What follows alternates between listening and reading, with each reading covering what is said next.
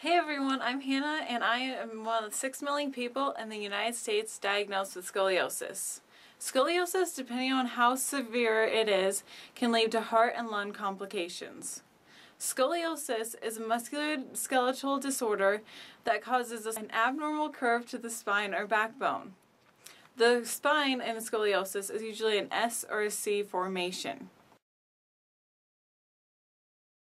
In the spring of 2010, at the age of 13, I was diagnosed with idiopathic scoliosis. It was a random chance that I was diagnosed with scoliosis. I was at a doctor's appointment that I have every year for another disability I was born with when my doctor thought my back looked a little weird. He then had me x-rayed. I was x-rayed immediately at the doctor's appointment and found out that my curve was 53 degrees. After being diagnosed, I was told to live as I had been, and this included playing sports. I was then observed for the next 3 years to watch the progression of the curve. Over this time, my curve went from 53 degrees to 58 degrees. There were 2 options that I could have undergone to fix my scoliosis. The first one being braced, though this was soon ruled out due to my growth plates being closed. When someone's growth plates are closed, that means you are done growing, so bracing would not help. The next option was surgery. Spinal fusion surgery involves attaching rods, hooks, wires, or screws and bone graft to the spinal curve. After surgery, over time, the equipment along with the bone graft eventually grows together with the spine. 3 years later, on July 24, 2013, I had spinal fusion surgery at Shriners Hospitals for Children in Spokane, Washington.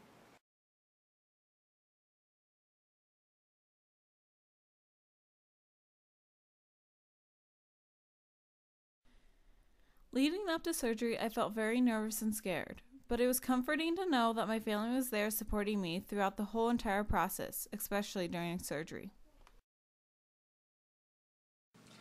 Surgery only took 4 hours. To me, these 4 hours were very short, but when I woke up, things were very different. I was only in the hospital a week, and during this time it wasn't easy.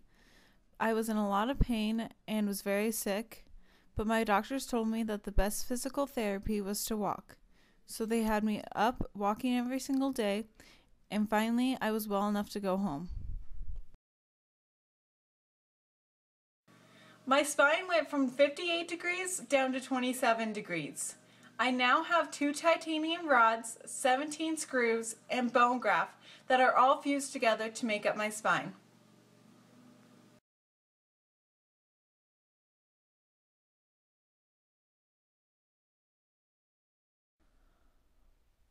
Once back home, it was a slow recovery. For about a month, I needed help doing everyday tasks, but slowly over the next 7 months, I became myself again. Today, I am 7 months post-op, and my doctor has cleared me for all activity except extreme things like skydiving.